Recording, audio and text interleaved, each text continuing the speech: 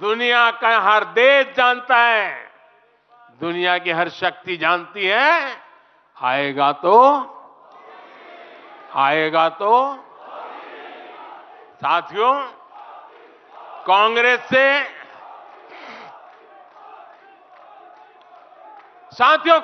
से देश को बचाना, देश के हर नागरिक को बचाना, हमारे बच्चों का, हमारे युवाओं का भविष्य बचाना बीजेपी के प्रत्येक कार्यकर्ता का दायित्व है।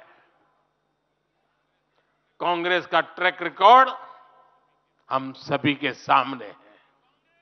कांग्रेस अस्थिरता की जननी है। कांग्रेस परिवारवाद की जननी है। कांग्रेस भ्रष्टाचार की जननी है और कांग्रेस तुष्टीकरण की भी जननी है। 70 के दशक में जब देश में कांग्रेस के विरुद्ध गुस्सा बढ़ना शुरू हुआ तो खुद को बचाने के लिए इसने अस्थिरता का सहारा लिया। हर नेता की सरकार कांग्रेस ने अस्थिर की। आज यहां प्रस्ताव के समय इसकी चर्चा आई है तो मैं ज्यादा उसके लिए कहता नहीं हूं। आज भी ये लोग अस्थिरता पैदा करने के लिए नई नई साजिशें कर रहे हैं। इन लोगों ने मिलकर जो गठबंधन बनाया है उसकी भी यही पहचान है। कांग्रेस के पास विकास का एजेंडा नहीं है, फ्यूचर का रोड मैप नहीं है। ये देश को कभी भाषा के आधार पर तो कभी क्षेत्र के आधार पर बांटने में जुटे हुए हैं। साथियों, कांग्रेस का एक सबसे बड़ा पाप ये रहा है कि वो देश की सेनाओं का मनोबल तोड़ने से भी पीछे नहीं रहे। भारत की राष्ट्रीय सुरक्षा और सामरिक शक्ति को नुकसान पहुंचाने में कांग्रेस ने कोई कसर नहीं छोड़ी है। जब भी देश के रक्षा क्षेत्र में कोई बड़ा काम हुआ, जब हमारी सेनाओं ने कोई उपलब्धि हासिल की, कांग्रेस ने हर बार उन पर सवाल उठाए। आप सिर्फ सोचिए कि 5 साल पहले इन लोगों ने क्या कहा था। इन लोगों ने हर कोशिश की कि हमारी वायुसेना को राफेल जैसे एडवांस एयरक्राफ्ट न मिल पाए। इन्होंने अप्रचार किया कि हिंदुस्तान एरोनॉटिकल लिमिटेड को, HAL को खत्म किया जा रहा है। ये लोग तो HAL के बाहर फोटो तक खींचवाने के लिए चले गए थे। लेकिन देखिए HAL आज कैसे धूमधाम से आगे बढ़ रहा है। आज देखिए कितने सारे ऑर्डर आज उनके यहां बुक किए गए हैं। आप जरा देखिए HAL का मार्केट वैल्यू कितना बढ़ गया है। ये वही लोग हैं जिन्होंने हमारी सेनाओं के सर्जिकल स्ट्राइक करने पर उनके पराक्रम पर सवाल खड़ा कर दिया। जब एयर स्ट्राइक हुई तो उसकी सफलता के प्रमाण मांगे जाने लगे। कांग्रेस भारतीय सेनाओं के अपमान का कोई मौका नहीं छोड़ती। साथियों, कांग्रेस कितनी कंफ्यूज है इसका उदाहरण मैं आपको देना चाहता हूं। कांग्रेस में लड़ाई चल रही है और बड़ी तगड़ी लड़ाई चल रही है, लेकिन मजा यह है कि सिद्धांतों की नहीं चल रही है, योजनाओं को समझ में नहीं चल रही है। लड़ाई क्या चल रही है आपको जानकर के आश्चर्य होगा। क्या लड़ाई है?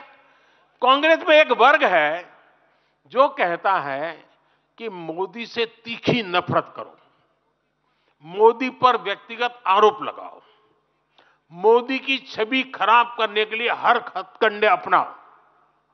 एक वर्ग है।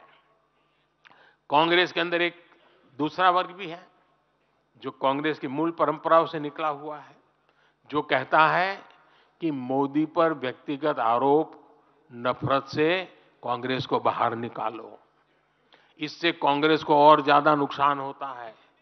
यानी कांग्रेस हमसे सैद्धांतिक मुद्दों पर लड़ाई नहीं लड़ रही है।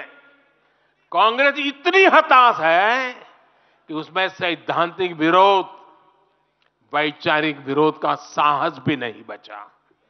इसलिए गाली गलौज और मोदी पर झूठे आरोप ही उनका एकमात्र एजेंडा बन गया है। साथियों, लाल किले से मैंने कहा था, यही समय है, यही समय है, यही समय है।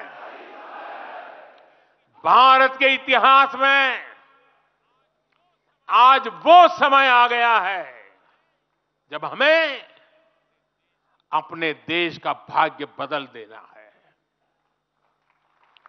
और साथियों, मैंने देशवासियों को लाल किले से कहा था और आपको तो कई बार कह चुका हूं।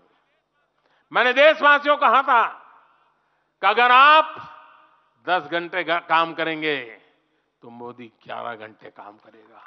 अगर आप 12 घंटे काम करेंगे तो मैं 13 घंटे काम करूंगा। अगर आप 14 घंटा काम करेंगे तो मैं 15 घंटे काम करूंगा।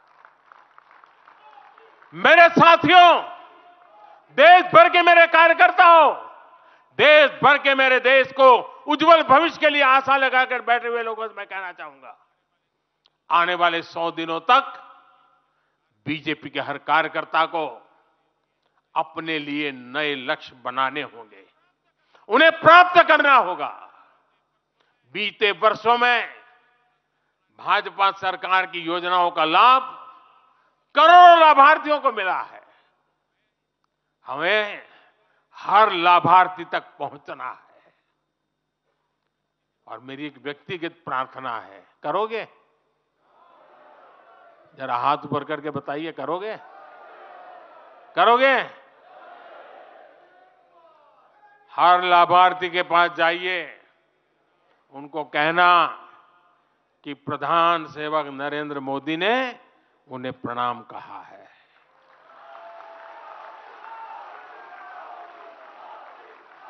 और इसमें आपको नमो ऐप से भी बहुत मदद मिलेगी। आप नमो ऐप के जरिए मेरा प्रणाम और मेरी चिट्ठी उन लाभार्थियों तक जरूर पहुंचाएंगे। किसी भी बूथ में एक भी फर्स्ट टाइम वोटर ऐसा ना हो जिस तक बीजेपी का कार्यकर्ता पहुंचा ना हो। आपको उन्हें पिछले 10 वर्षों के काम और आने वाले 5 वर्षों के प्लान, इसके विषय में जरूर बताना है। मैं आपको उन्हें नमो ऐप पर विकसित भारत का ब्रांड एम्बेसडर बनाने के लिए हमें उसको जोड़ना है। वो हमारा एम्बेसडर है।